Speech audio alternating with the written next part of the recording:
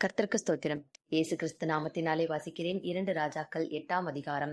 Elisha தான் உயிர்ப்பித்த பிள்ளையின் தாயாகிய ஸ்திரீயை நோக்கி, நீ உன் வீட்டாரோடும் கூட எழுந்து புறப்பட்டுப் போய் எங்கேயாகிலும் சஞ்சரி. கர்த்தர் பஞ்சத்தை வருவிப்பார். அது 7 வருஷம் தேசத்தில் இருக்கும் என்று சொல்லியிருந்தான். அந்த ஸ்திரீ எழுந்து தேவனுடைய மனுஷன் சொன்ன வார்த்தையின்படி செய்து தன் வீட்டாரோடும் கூட புறப்பட்டு பெலிஸ்தரின் தேசத்தில் போய் சஞ்சரித்தாள். 7 வருஷம் சென்ற பின்பு அவள் பெலிஸ்தரின் தேசத்தை விட்டு திரும்ப வந்து தன் வீட்டுக்காகவும் தன் வயலுக்காகவும் ராஜாவின் இடத்தில் முறையிடும்படி போனாள். அந்நேரத்தில் ராஜா தேவனுடைய மனுஷனின் வேலைக்காரனாயிருந்த கேயாசியுடனே பேசி, எலிசா செய்த அதிசயங்களை எல்லாம் நீ எனக்கு விவரமாய் சொல் என்றான். செத்துப்போனவனை உயிர்ப்பித்தார் என்பதை அவன் ராஜாவுக்கு அறிவிக்கிறபோது, இதோ அவன் உயிர்ப்பித்த பிள்ளையின் தாயாகிய அந்த ஸ்திரீ வந்து தன் வீட்டுக்காகவும் தன் வயலுக்காகவும் ராஜாவின் இடத்தில் முறையிட்டாள். அப்பொழுது கேயாசி, ராஜாவாகிய என் ஆண்டவனே, இவள்தான் அந்த ஸ்திரீ. எலிசா உயிர்ப்பித்த இவளுடைய குமாரன் இவன்தான் என்றான். ராஜா அந்த ஸ்திரீயை கேட்டதற்கு அவள் அதை அவனுக்கு விவரித்துச் சொன்னாள். அப்பொழுது ராஜா அவளுக்கு ஒரு பிரதானியை நியமித்து அவளுக்கு உண்டானது எல்லாவற்றையும் அவள் தேசத்தை விட்டு போன நாள் முதல் இதுவரைக்கும் உண்டான அந்த வயலின் வருமானம் அனைத்தையும் அவளுக்கு கிடைக்கும்படி செய் என்றான். சீரியாவின் ராஜாவாகிய பெனாதாத் வியாதியாயிருந்தான். எலிசா தமஸ்குவுக்கு வந்தான். தேவனுடைய மனுஷன் இவ்விடத்தில் வந்திருக்கிறான் என்று அவனுக்கு அறிவிக்கப்பட்டது. ராஜா ஆசகேலை நோக்கி, நீ உன் கையிலே ஒரு காணிக்கையை எடுத்துக்கொண்டு தேவனுடைய மனுஷனுக்கு எதிர்கொண்டு போய், நான் இந்த வியாதி நீங்கி பிழைப்பேனா என்று அவனை கொண்டு கர்த்தரிடத்தில் விசாரிக்கச் சொன்னான்.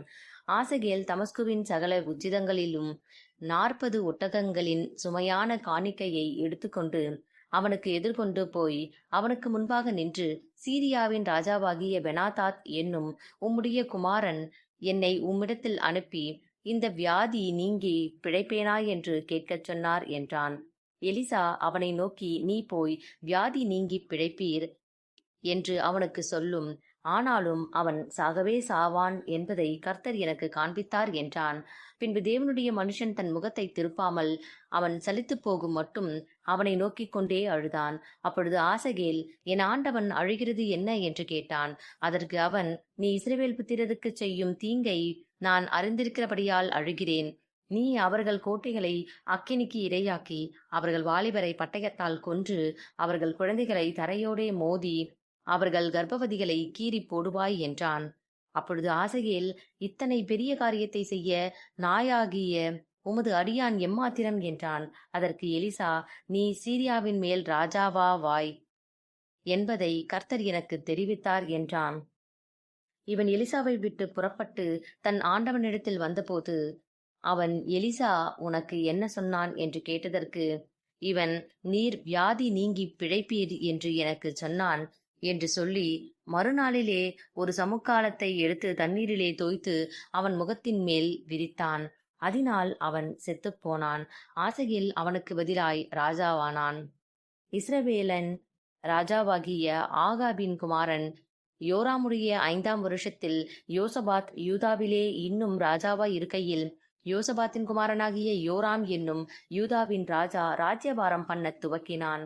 அவன் ராஜாவாகிற போது 32 வயதாயிருந்து 8 வருஷம் எருசலேமில் ராஜ்யபாரம் பண்ணினான்.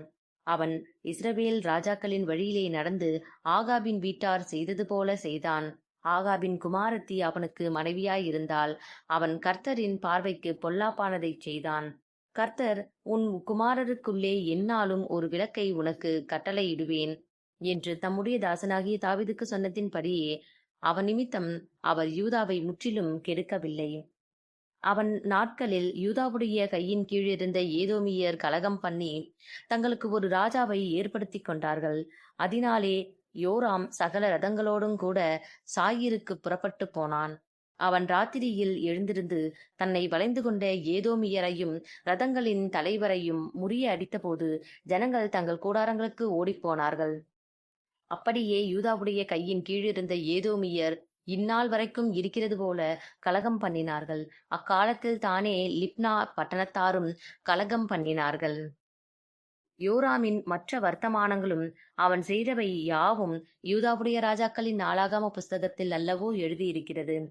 யோராம் தன் பிதாக்களோடே நித்திரையடைந்து தன் பிதாக்களிடத்திலே தாவீதின் நகரத்தில் அடக்கம் பண்ணப்பட்டான். அவனுக்கு பதிலாக அவன் குமாரனாகிய அகசியா ராஜாவானான். இஸ்ரவேலின் ராஜாவாகிய ஆகாபின் குமாரன் யோராமுடைய 12ஆம் வருஷத்திலே யூதாவின் ராஜாவாகிய யோராமின் குமாரன் அகசியா ராஜாவானான். அகசியா ராஜாவாகிற போது 22 வயதாயிருந்து ஒரே வருஷம் எருசலேமில் ராஜ்யபாரம் பண்ணினான். இஸ்ரவேலின் ராஜாவாகிய ஒம்ரியின் குமாரத்தியான அவன் தாயின் பேர் அத்தாலியாள். அவன் ஆகாபுடைய வீட்டாரின் வழியே நடந்து ஆகாபின் வீட்டாரைப் போல் கர்த்தரின் பார்வைக்கு பொல்லாப்பானதைச் செய்தான். அவன் ஆகாப் வீட்டாரோடே சம்பந்தங்கலந்திருந்தான். அவன் ஆகாபின் குமாரனாகிய யோராமோடே கூட கீலேயாத்தில் உள்ள ராமோத்திற்கு சீரியாவின் ராஜாவாகிய ஆசகேலோடு யுத்தம் பண்ண போனான். சீரியர் யோராமை காயப்படுத்தினார்கள். ராஜாவாகிய யோராம் தான் சீரியாவின் ராஜாவாகிய ஆசகேலோடே யுத்தம் பண்ணுகையில் சீரியர் ராமாவிலே தன்னை வெட்டின காயங்களை ஆற்றிக்கொள்ள எஸ்ரேலுக்குப் போயிருந்தான். ஆகாபின் குமாரனாகிய யோராம் வியாதியாய் இருந்தபடியினால் யூதாவின் ராஜாவாகிய யோராமின் குமாரன் அகசியா எஸ்ரேலில் இருக்கிற அவனை பார்க்கிறதற்குப் போனான். ஆமேன்.